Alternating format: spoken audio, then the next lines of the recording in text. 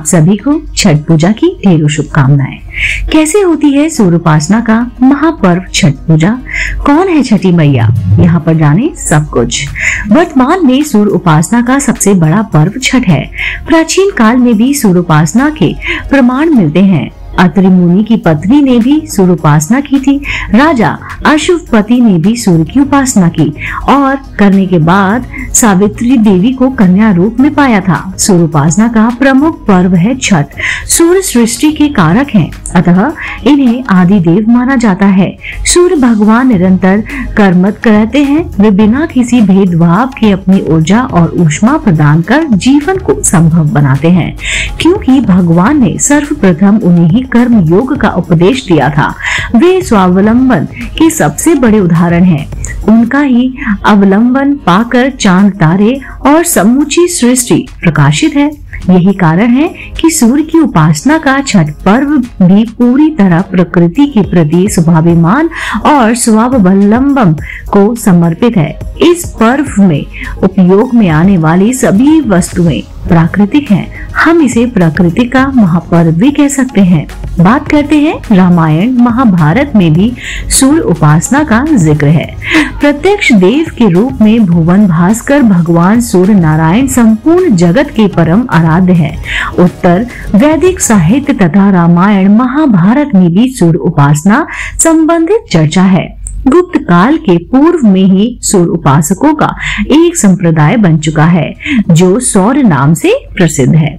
सौर संप्रदाय के उपासक अपने उपास्य देव सूर्य को आदि देव के रूप में मानते हैं। भौगोलिक दृष्टि से भी भारत में सूर्य उपासना व्यापक थी। मथुरा, मुल्तान, कश्मीर, कोणार्क और उज्जैनी आदि सूर्य उपासना के प्रधान केंद्र हैं। सूर्य उपासना का महत्व क्या है, ये हम सभी जानते हैं। वर्तमान में सूर्य उपासना का सबसे बड़ा पर्व छठ है। प्राचीन काल में भी सूर्य उपासना के प्रणाम मिलते हैं। जैसा कि हमने आपको बताया, हनुमान जी ने व्याकरण शास्त्र की शिक्षा सूर्य से सानिध्य में रहकर प्राप्त की थी। सूर्य के पुत्र यम से नचिकेता ने कर्म योग की शिक्षा प्राप्त की थी। सूर्य के तेज से कुंती के गर्भ में महावीर कर्ण के कवच कुंडल सहित जन्म लिया था। वनवास काल में सूर्य की उपासना करने से युधिष्ठिर को एक पात्र मिला था, जिसमें द्रौपदी भोजन बनाती थी। उस पात्र में अन्न अक्षय हो जाता था।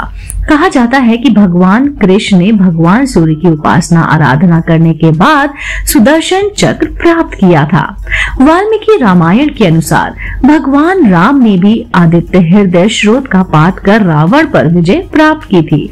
पुराणों के अनुसार एक बार सूर्य की पत्नी संज्ञा पति के तेज को सहन न कर सकने के कारण उत्तर पूर्व में चली गई थी। जब पूर्व और सूर्य को यह बात मालूम हुई, तब वह उत्तर पूर्व गए और वहां अश्विनी रूप धारिणी संज्ञा से दोनों अश्विनी कुमारों का जन्म हुआ।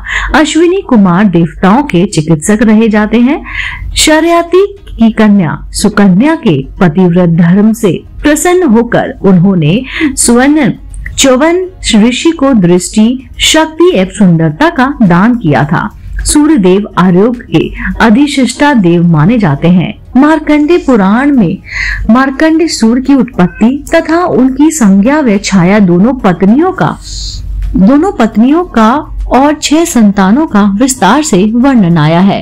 भारतीय संस्कृति में आरंभ से ही सूर्य की महिमा बताई जाती रही है।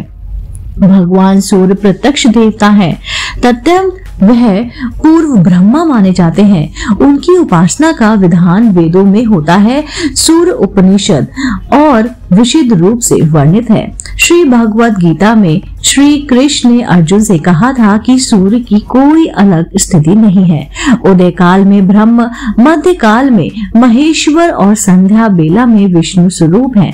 और 3 विमुक्तियों का नाम सूर्य है।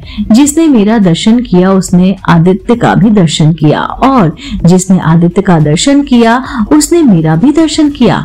विष्णु पुराण में प्रजापाल के पूछने पर महात्मा महर्षि ने बताया कि ब्रह्म ने जब से 2 होने की इच्छा की, तभी वह शक्ति तेज रूप में सूर्य बनकर जगत में प्रकट हुए। वे नारायण ही तेज रूप में सूर्य बनकर प्रकाशित हो रहे हैं।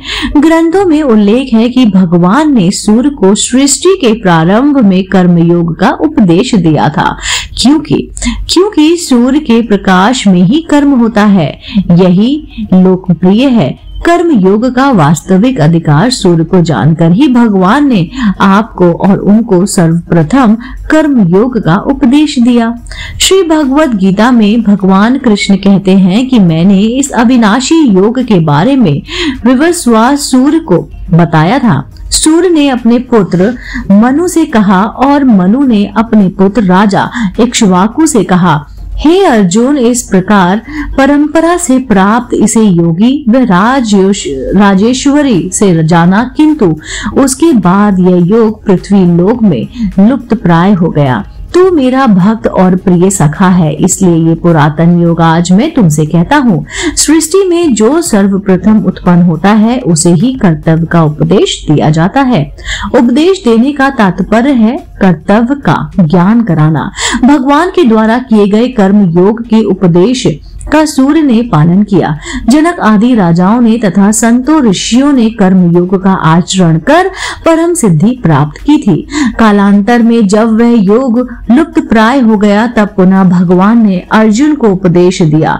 भारत में प्राचीन समय में ही सूर्य उपासना प्रारंभ कर दी गई थी, जो आज भी प्रचलित है। बात करते हैं छठ पूजा की। छठ पर्व का आयोजन साल में 2 बार क्रमश चैत्र एवं कार्तिक शुक्ल पक्ष चतुर्थी को नहाय खाए से शुरू होकर सप्तमी के दिन पारण के साथ ही साथ समाप्त हो जाता है। इस चार दिनों के व्रतानुष्ठान के दौरान 36 घंटे का उपवास व्रत किया जाता है। बिहार प्रांत की सांस्कृतिक पहचान के रूप में धर्म एवं संस्कृति की इंद्रधनुषी छटा बिखेरते कृतज्ञता एवं आस्था की पराकाष्ठा का यह महापर्व बिहार समेत पूरे देश और विदेश में मनाया जाता है। देश में हो या विदेश में, बिहार प्रांत के लोग बिना किसी भेदभाव के एक साथ किसी जलाशय के पास एकत्रित होते हैं, अपनी प्रकृति और अपनी संस्कृति के प्रति स्वाभिमान प्रकट करते हैं और छठ पर्व मनाते हैं। कुछ लोग छठ पर्व को कृषि के साथ भी जोड़कर देखते हैं। उनका तर्क यह है कि कार्तिक मास में बैदी और धान की फसल और चैत्र मास में रबी की फसल हो जाती है।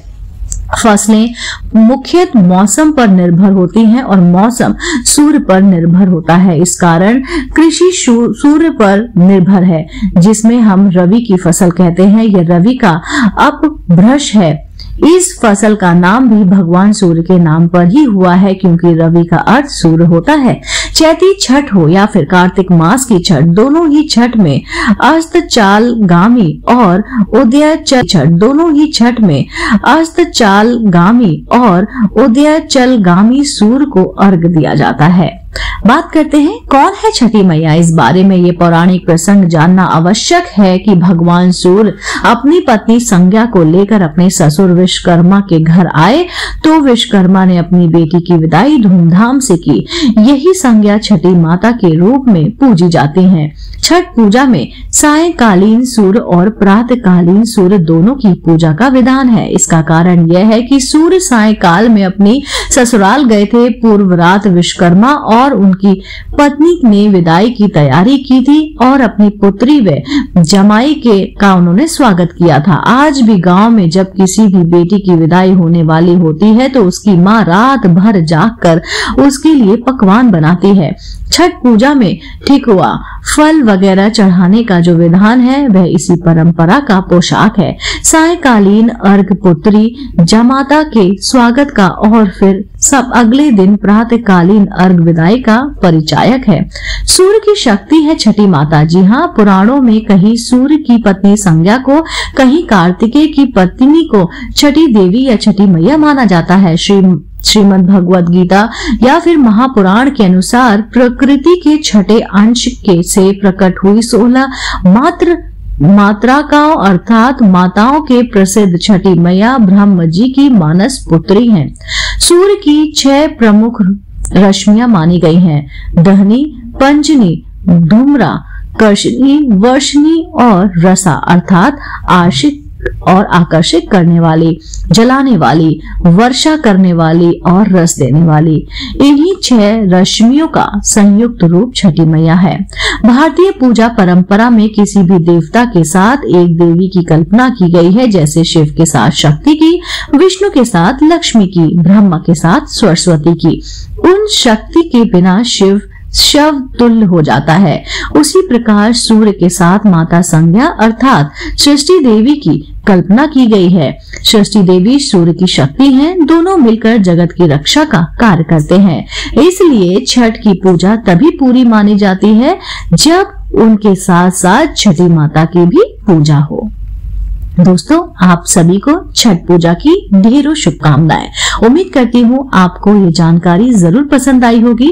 अगर आप ऐसे ही धार्मिक पौराणिक कहानी कथाएं सुनना पसंद करते हैं तो आप मेरे चैनल आध्यात्मिक कहानियों को तुरंत से लाइक कीजिए, शेयर कीजिए और सब्सक्राइब कीजिए। मैं आपको मिलती हूँ जल्दी सी चैनल पर नई रोचक जानकारी और कहानी के साथ। आप देख रहे थे आपका अपना पसंदीदा YouTube चैनल आध्यात्मिक कहानियाँ।